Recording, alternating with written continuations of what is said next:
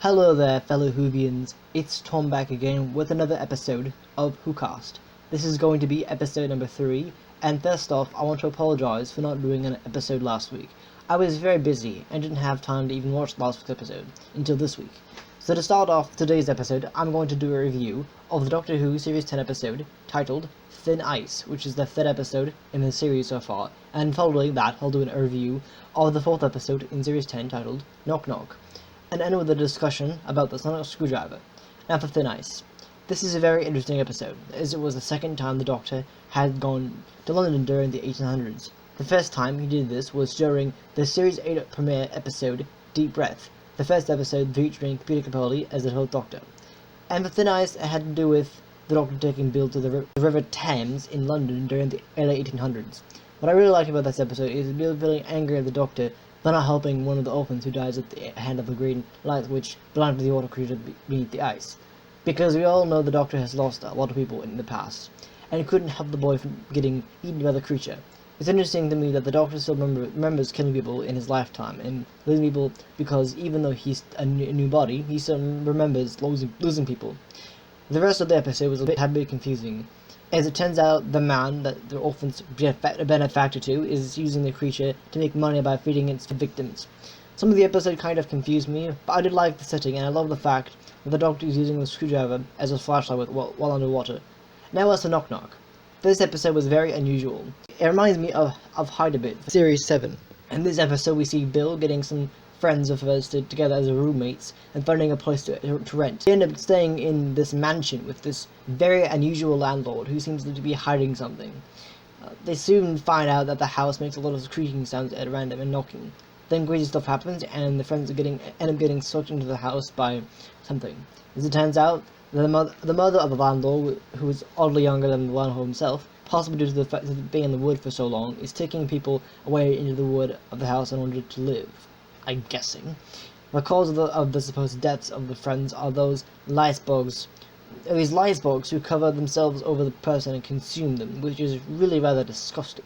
But it's a very emotional episode, and by the end we come back to the vault from the previous episode, in which Nardole is investigating. And the crazy idea is that the Drum Sim Master is actually returning this series, something that lots of fans have been waiting for a long time to happen. The evidence of this is the 3 knocks from behind the vault, followed by a 4th at the very end. Now, at the end of this episode, we see the Doctor actually talk to the prison behind the vault and actually get open and start to enter, which is really makes me wonder what the Johnson Master looks like now. Being, it's been 7 years since he appeared in Doctor Who. So now that's the end of my reviews for Thin Ice and Knock Knock.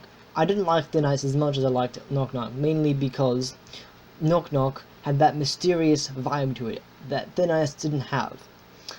Now onto the sonic screwdriver.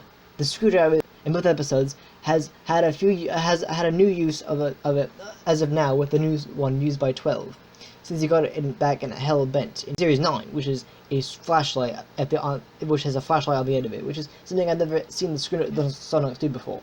The first time the Doctor ever used a sonic screwdriver was back in his second incarnation in the late 60s, played by Patrick Troughton.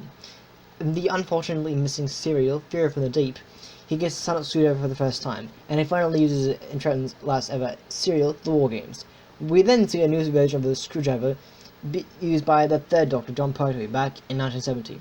This time a rod with a black ring at the end, with a yellow and black swirly pattern in the middle. I'm guessing by his 4th incarnation, he gets a new one for some reason and starts using a similar style screwdriver, except also with the same red ring on the top.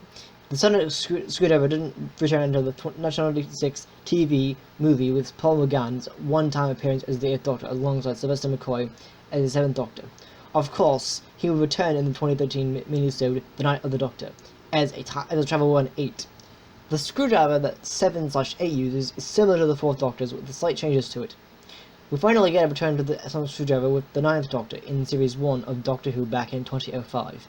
He used it until Series 3 during his 10th incarnation, when it gets fried in Smith and Jones, which is the episode, and swaps it out for a new, longer one, but it's basically no different. Basically the same thing. This is actually my favorite version of the screwdriver, mainly because it's blue. That's pretty much the reason for it. But this was used all the way until the Series 5 opener at the 11th hour, when he gets fried by the 11th Doctor, and TARDIS gives him a new green one that pops out. Very fancy. And finally, this one sees its final days at the hands of the young Davros in the Series 9 opener, The Magician's Apprentice, when 12 gives it to Davros. The 12th Doctor finally gets a new screwdriver, like I said earlier in the series finale, Hellbent, after finally abandoning it, the Sonic Specs. It was so relieved to see that the Doctor was getting a new screwdriver, as I absolutely hated the Sonic sunglasses he used during Series 9. So that's the brief history of Sonic Screwdriver. And I got to say, I'm totally digging the new one that 12 is currently using, especially the new one it has, which is a flashlight. It's something that the screwdriver has never really done before. I mean, I know it has a colored light at the tip, but it doesn't really do anything but eliminate darkness and be awesome, of course. So that brings me to the end of this podcast. I hope you did enjoy it. Again, sorry for not putting out an episode last week. I just got super busy. But nevertheless, I hope you did enjoy it. If you did enjoy it, make sure to give it a thumbs up and subscribe to this channel for more episodes of Whocast and other great content. Alright, goodbye.